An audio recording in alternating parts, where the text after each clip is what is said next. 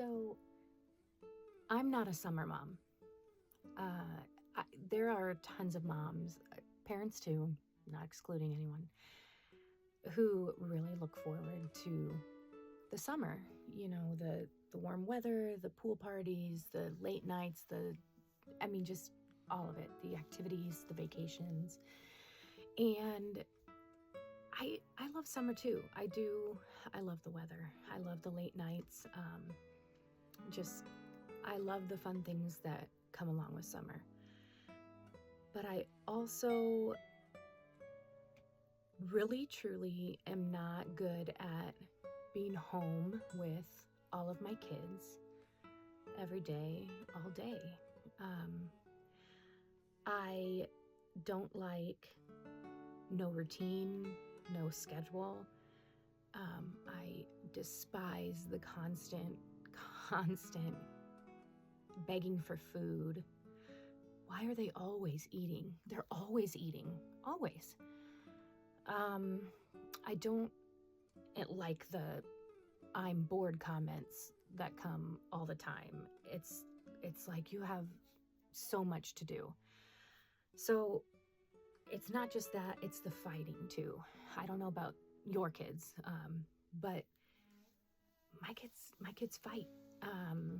My oldest two are like oil and water. They cannot get along. And in those just little glimpses of when they do get along, it doesn't last very long. It's just they're oil and water. My youngest two are going to be the death of me. They're 3 and 4, and it's battle royale all day, every day. So, all that said, last summer took a toll on me, and I found myself pretty low, and I was just needing something. So I reached out to a friend. She gave me the name of a therapist. And I'd done therapy before. We didn't super click. It was fine, but it didn't last long. So I just thought I'd give it a try again. Well, I love my new therapist. We've totally clicked. I've really enjoyed going. So last fall, I thought I was, on a good track.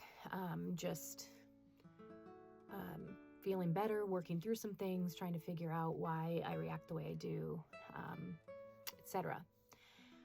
Well, not too long after that, my friend and I had the opportunity to go out of town to go see a show. And we found ourselves with some free time, just some time to waste. So we thought we'd have a little fun. And we ended up going to see a tarot reading. Now, I have never done that before. My friend had done it before, and she thought it was kind of fun and interesting, and just keep an open mind and just go in there not expecting anything. So that's what we did, and we just went in, and that's the story for another time, how ridiculously on point she was. Like I said, another time. But one of the things that she had told me was, in a nutshell, in, not so many words, she said, basically, you're going to have a mental breakdown, and come like the new year, just after Christmas and everything, like you need to have your affairs in order, because it's not going to be very good. Anyways, I just kind of blew it off. I was just like, okay, I'm going to therapy. I am working on myself. I am doing better. I don't know what she's talking about. Well, she couldn't have been more correct. And I know people are going to say, oh, you just made it come true because she said it and you believed in it, and so you made it happen. No, I didn't. I had forgotten all about that. And it was just this slow, sneaky thing that crept up on me, that through December the beginning of December, I couldn't go a day or two without crying. I was really not dealing with my children very well. I wasn't kind to them all the time. I mean, I'm not always kind, but I do the best I can. And I was just really struggling to parent and stay happy. I was having anxiety attacks, locking myself in my bathroom and just losing it. It was just, things weren't good. And I kept talking to my husband about it, and we were just kind of attributing it to certain things. My bucket's, empty. I need to be careful about where I'm, using my energy, and so I have energy for my kids. And I don't know. I wasn't coping very well. It got bad enough that I started using some not so great coping mechanisms. I'm not proud of some of the things, but I mean, in the time, I didn't know what else to do. Also, started having some really kind of ugly, intrusive thoughts. I've never been suicidal. I don't consider myself suicidal. But there were just some weird thoughts that went through my head in just split seconds, just real quick thoughts that were not comfortable feelings for me. And I knew that wasn't okay. That wasn't me. I knew something wasn't good. So after Christmas didn't go well. Christmas Eve, Christmas Day just didn't go well. And I knew I needed to adjust something. I've been on medications for years, and that's another story for another day. But I knew that I needed something different. Something needed to change. I continued seeing my therapist, which was helpful. But anyways, I needed to reach a psychiatrist so I could talk about my medications and where I needed to go from there. Well, I couldn't be seen originally when I called for a month. They couldn't see me until January 29th. And so I was supposed to suck it up and deal with my emotions and my feelings for a month. And it wasn't good. It continued on the same path, if not getting worse. And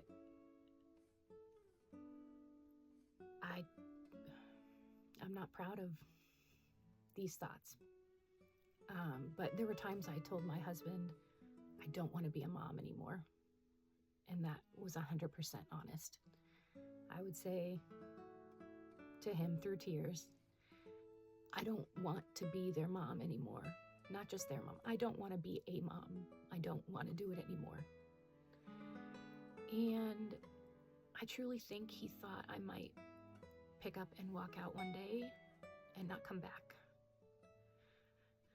So, I'm an emotional person. I wear my emotions on my sleeve all the time. So, get used to it. So anyways, I was in a bad place, and it just so happened that my husband knew, I didn't know, but my husband knew that my sister, who has a really cool job, was going to be working in Florida for a couple of weeks, and that was coming up really soon. So he told me, he said, do you need to just get out of here, get away? And we have 5 kids. That's a lot. That's a lot to offer for a husband. I mean, it's just a lot. And I remember thinking, if I leave for the weekend, if I go to a hotel or something for the weekend, I'm going to come back. It's going to be the same. Nothing's going to be different. It's going to be exactly the same. So what's the point? And then he said to me, do you want to go meet up with your sister in Florida and be down there for a little bit just to get away since she's already down there? And I was like, at first, it was like, that's dumb. I can't do that. I've got 5 kids. I can't do that.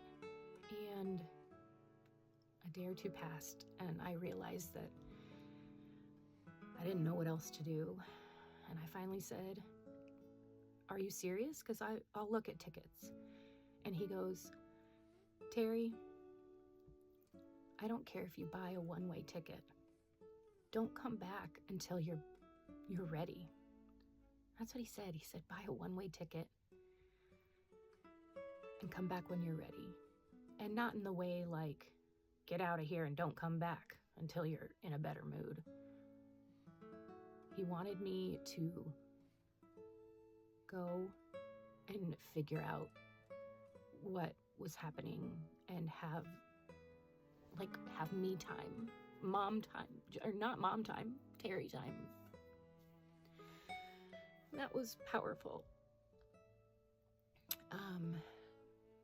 So in the meantime, waiting for that trip to come up, I think it was just like a week or 2 later that I was able to go. In that meantime, I was able to get in earlier with the psychiatrist, and we changed some of my medication. And she asked me to rate my depression on a scale of 0 to 10. And I said a 5. And she documented that. Okay, that'll come in later. But I did switch up some medication, and I do think that truly helped. Medication has always been helpful for me. So that was I'm thankful that I was able to get in sooner than I thought. So I'm leading up to this trip, and all I can think of is how guilty and ridiculous and self-indulgent a week in Florida by myself seemed. I mean, there's part of me that was like extremely excited. Like, oh my gosh, is this for real? Is this gonna actually happen? And part of me was just like, this is ridiculous. Like, what mom leaves 5 kids and her husband for a week for no reason? Just no reason. But it happened, and I did it. And sorry, when I say that my sister was there for work, she worked all day long into the evening. I was on my own. I didn't have anyone saying mom. I slept in however long. I didn't even know what time it was. I'd get up and I'd go sit by the pool by myself. The weather was just nice enough to kind of be comfortable sitting out by the pool. I wasn't there for sunbathing. I wasn't there for partying. I wasn't there for anything but for me and for my mental peace. I journaled a lot. I reflected on why I was feeling the things that I was feeling. I felt guilty that I was feeling so good there by myself. There was a lot of guilt. But just not having anyone take up my mental space was huge. To not make decisions. It was hard to make a decision of what I wanted to do or what I should do because I had nothing guiding me. And so I could eat whenever I wanted. I could have a drink in the middle of the day. Heck, I could have a drink in the morning and it wouldn't matter. I could go on walks. We stayed on one resort. I stayed on the resort the entire time. I didn't leave, but that was all I needed. So this trip, that trip was life-giving.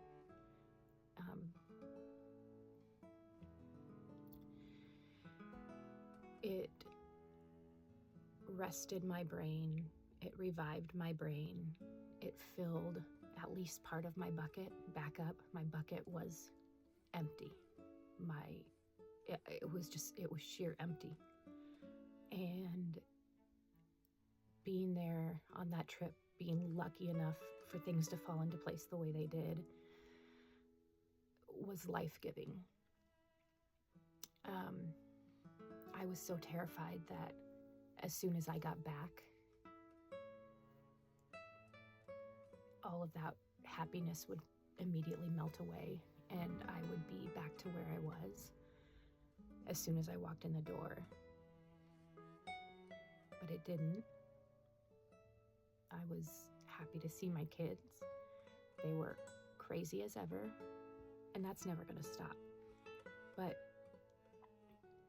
having that ability to quiet my mind and reflect and journal and take things back to my therapist,